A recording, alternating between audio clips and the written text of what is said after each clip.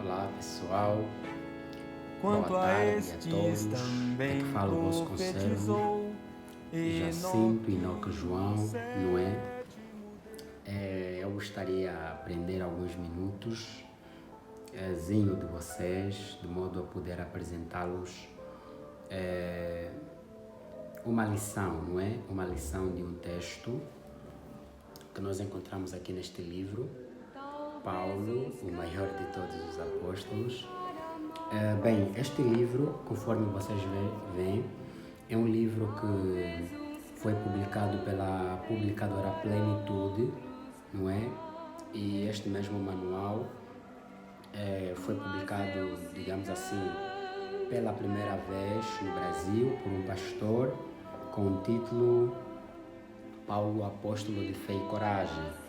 E esses são um dos poucos exemplares que temos deste livro e eu considero ele um clássico. E praticamente eu terminei de ler todo ele, não é? Agora mesmo estarei terminando o último capítulo que fala sobre o martírio do apóstolo Paulo e do apóstolo Pedro. No entanto, algo que muito me impactou neste livro, não é? É a respeito sobre a casa de César. Bem, este capítulo que fala sobre a casa de César, que nós encontramos neste livro, Paulo, maior de todos os apóstolos, que praticamente, deixa-me só ver aqui o número do capítulo, é o capítulo 27. Eu aqui pude ver algumas lições de extrema importância e que eu gostaria de partilhar com amados e queridos irmãos. Bem, nós aqui vimos que Paulo, a escrever a sua carta, não é? Ele mandou saudações, os da família de César, os da casa de César vos saúdam. Nós conseguimos perceber, de acordo com este mesmo material, que o evangelho que Paulo pregava foi dado de uma forma tão firme e tão convincente que os membros que estavam na casa de César aceitaram o evangelho com todo o amor, não é? E com toda a força e firmeza. E eles que haviam recebido o evangelho e se encontravam na casa de César, eles não procuraram ocultar a sua fé, não procuraram esconder a sua fé, mas demonstravam claramente de que eles haviam aceitado a fé em Jesus Cristo. E queridos irmãos, aqui tem um texto que eu até partilhei muito ao longo da semana, que nos diz assim: não é a ausência de tentação ou provação que se revela mais favorável para o desenvolvimento do caráter cristão. Não é a ausência de tentação ou provação que se revela mais favorável para o desenvolvimento do caráter cristão. Onde há menos dificuldade para enfrentar, o cristão corre o maior perigo de preguiça espiritual. Então, queridos irmãos, estamos aqui a ver que onde há menos dificuldade para se enfrentar, é aí onde o cristão corre maior risco de preguiça espiritual. O Deus de toda graça prometeu que seu povo não será tentado acima do que é capaz de suportar. Mas a tentação encontrará um meio de escape. A constante exposição e rejeições e oposição levará o cristão a uma maior vigilância e a oração mais fervorosa ao poderoso ajudante.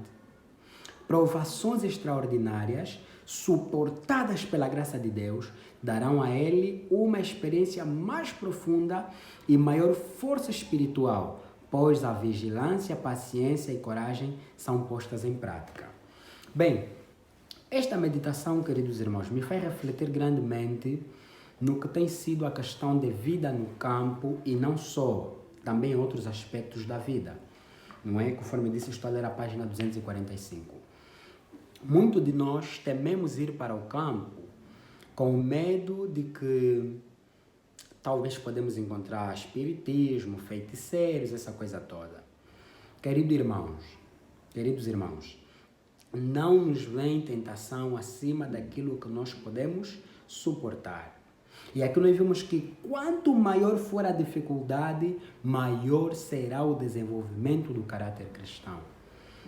E eu, quando estive no campo, eu me deparei com uma situação dos irmãos lá que eles lá foram visitados com diferentes tipos de enfermidades, não é? Acometido por diferentes tipos de enfermidades.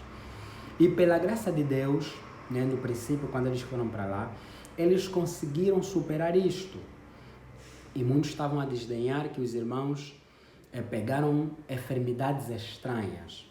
No entanto, o Deus Todo-Poderoso deu forças para que eles pudessem se tratar dessas enfermidades, não é? E eles disseram que agradecemos a Deus que os nossos irmãos que não estão aqui reconheceram que enfermidades estranhas nos assolaram, de modo que nós fomos capazes de ser libertos de estranhas enfermidades. Então, irmãos, não devemos fugir às dificuldades. Devemos procurar enfrentar as dificuldades com o auxílio de Deus. Para culminar, eu gostaria de contar uma experiência de uma ilustração de alguns jovens que estavam a levar a sua cruz. Cada um levava a sua cruz. No entanto, a cruz que cada pessoa levava era muito comprida. E havia pessoas que reclamavam constantemente, não é, de terem levado aquela cruz comprida. E uma das pessoas que levava aquela cruz, ele decidiu cortar para poder aliviar o fardo do que ele estava a levar.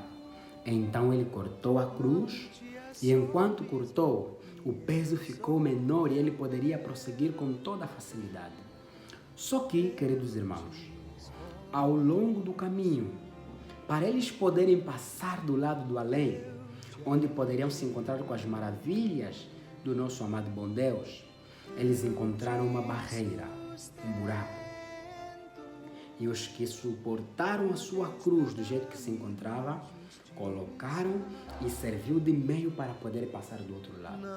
E ele não poderia passar do outro lado porque a sua cruz era curta. Então, queridos irmãos, fica aí uma lição. As dificuldades são obreiras de Deus para o refinamento do nosso caráter. Então, não temamos as dificuldades. Não vamos a Deus pedindo que Deus nos dê fardos leves, não.